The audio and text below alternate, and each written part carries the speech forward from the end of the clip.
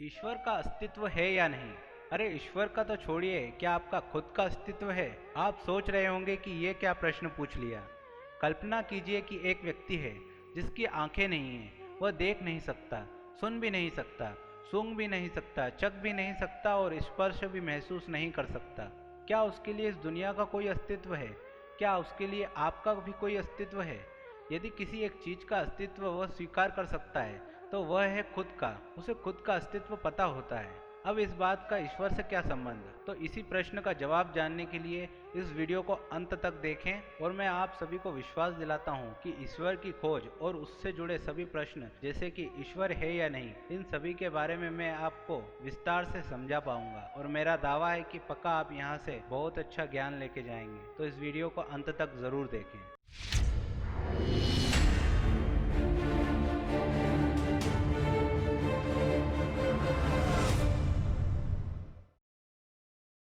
तो जिस सवाल की खोज में आप यहाँ आए हैं उसकी चर्चा शुरू करते हैं। सबसे पहले, क्या ईश्वर है?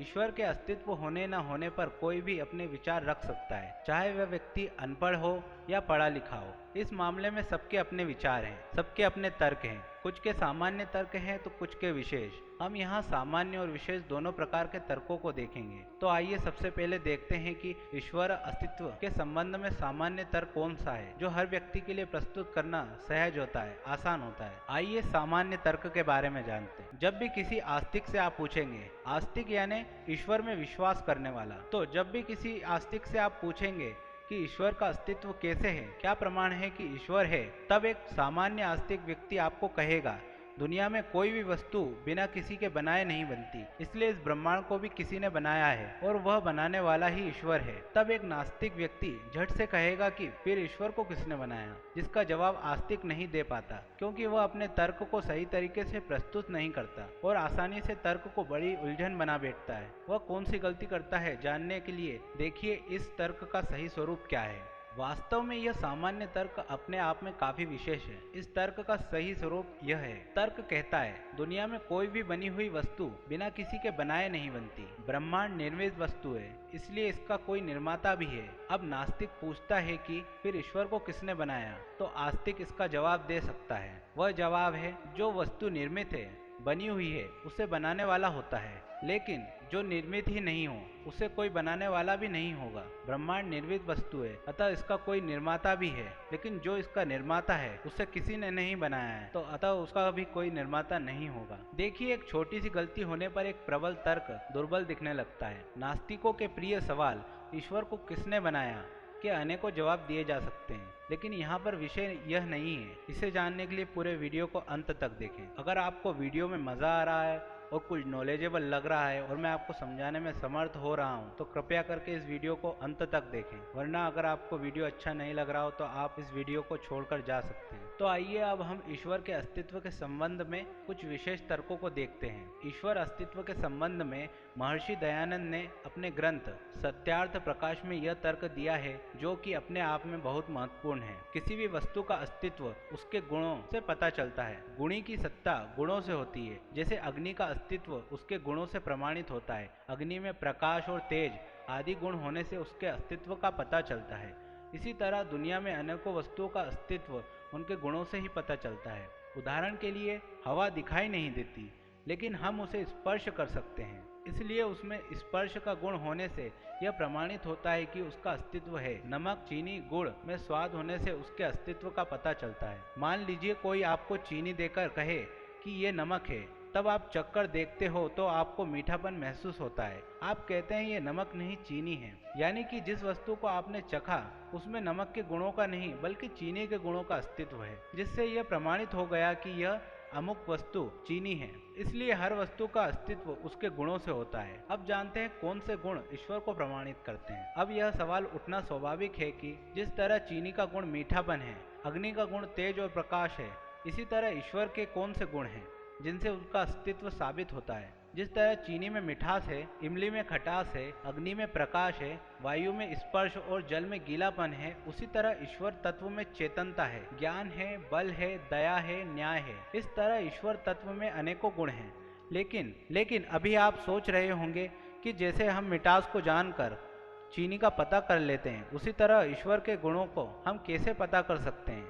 और जब हम ईश्वर के इन गुणों को महसूस नहीं कर सकते, तब ईश्वर का अस्तित्व कैसे साबित होता है? तो आइए जानते हैं ईश्वर के गुणों को कैसे पता करें। वायु को हम स्पर्श से जान सकते हैं, चीनी को हम चख कर जान सकते हैं, तो भला ईश्वर को जब हम किसी भी इंद्री से नहीं जान सकते या किसी भी अंग से नहीं जान सकते, तो यह कैसे प्रमाणित हुआ कि ईश्वर है? ईश्वर को ना चख सकते हैं, ना सूंघ सकते हैं, ना छू सकते हैं, ना सुन सकते हैं और ना ही देख सकते हैं, फिर तो ईश्वर का कोई अस्तित्व ही नहीं। तो इसका जवाब है, ईश्वर का गुण ज्ञान है। जिस तरह किसी लेखक को जब आप पढ़ते हो तब आप उसे किसी भी इंद्रिय या अंग से प्रत्यक्ष नहीं कर सकते, लेकिन उस समय लेखक की बुद्धि का दर्शन उसकी लेखनी से आपको पता चल जाता है। यानी आप अपनी बुद्धि से उस लेखक के दर्शन करते हो। क्यों? लेखक का लेख बुद्धिपूर्वक लिखा गया है, इसलिए आप एक बुद्धिमान लेखक के अस्तित्व को स्वीकार करते हो।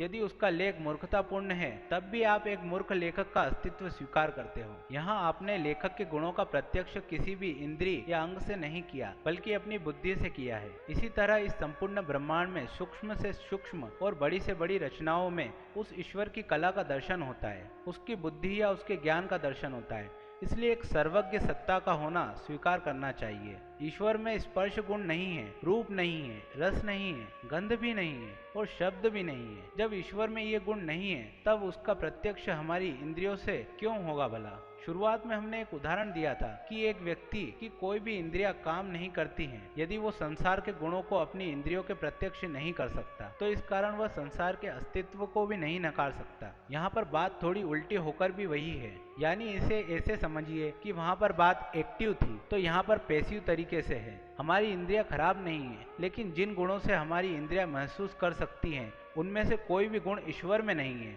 दोनों ही जगह गुणों का प्रत्यक्ष नहीं हो रहा। तब सबसे पहले दिया गया उदाहरण यहाँ पैसिव तरीके से काम करता है। क्या हम उस उदाहरण की तरह ईश्वर के अस्तित्व को भी नकार सकते हैं? तो आइए जानते हैं कि ईश्वर के गुणों का दर्शन कैसे हो या ईश्वर के गुणों को कैसे देखें। जिस तरह हम किसी लेखक की पुस्तक को पढ़कर उसके ज्ञान के अनुसार लेखक का अस्तित्व स्वीकार कर लेते हैं और उस लेखक से चाहे तो मिल भी सकते हैं, जिससे उसके अन्य गुणों का प्रत्यक्ष भी हमें हो जाता है, उसी तरह ईश्वर के सभी गुणों का प्रत्यक्ष कैसे होगा, यह एक स्वाभाविक प्रश्न है। जैसे पानी को देखकर आप उसके विभिन्न गुणों का अनुमान लगा सकते हैं। वैज्ञानिक बुद्धि से पानी के बहुत सारी चीजों को जान सकते हैं, लेकिन पानी को पीने पर ही उसका वास्तव स्वाद महसूस होता है। इसी तरह ईश्वर को प्राप्त करने पर ही ईश्वर के सभी गुणों का प्रत्यक्ष होता है। एक चेतन ही दूसरे चेतन को महसूस कर सकता है। इसी तरह ईश्वर को प्राप्त करके ही उसे पूर्ण रूप से जाना जा सकता है और उसके अस्तित्व का पूरा उपयोग लिया जा सकता है। जिस प्रकार किसी भी वस्तु को जानने व प्राप्त करके उसका उपयोग लेने की वैज्ञानिक प्रक्रिया होती है, उसी तरह ईश्वर को प्राप्त करने की भी एक वैज्ञानिक प्रक्रिया है। इस प्रक्रिया पर कभी और बात करेंगे। हाँ, इतना जरूर कह दें कि यह प्रक्रिया चमत्कार और नमस्कार करके बुद्धि बंद करने वाली नहीं, बल्कि बुद्धि का पूर्ण प्रयोग करने वाली प्रक्रिया है, जिसमें पाखंड लेश मात्र भी नहीं है। इसलिए वीडियो को हम यहीं रोकते हैं। आगे के विषयों पर बाद में चर्चा करेंगे। ईश्वर के अस्तित्व पर आगे और भी नए वीडियो लाए जाएंगे। इसलिए वीडियो में बताई जानकारी से आप संतुष्ट हैं तो हमारे वीडियो को लाइक ज़रूर कीजिएगा और हमारे चैनल को सब्सक्राइब कर लीजिए, क्योंकि मैं इससे जुड़े वीडियोस को आगे आपके सामने प्रदर्शित करूंगा। तो हमारे चैनल को सब्सक्राइब कर लीजिए और नीचे लगे बेल आइकॉन को भी दबा दीजिए, जिससे आगे आने वाले वीडियोस की नोटिफिकेशन आप तक पहुंच सके। तो दोस्तों, मिलते हैं अगले वीडियो में। जय हिंद, जय भारत।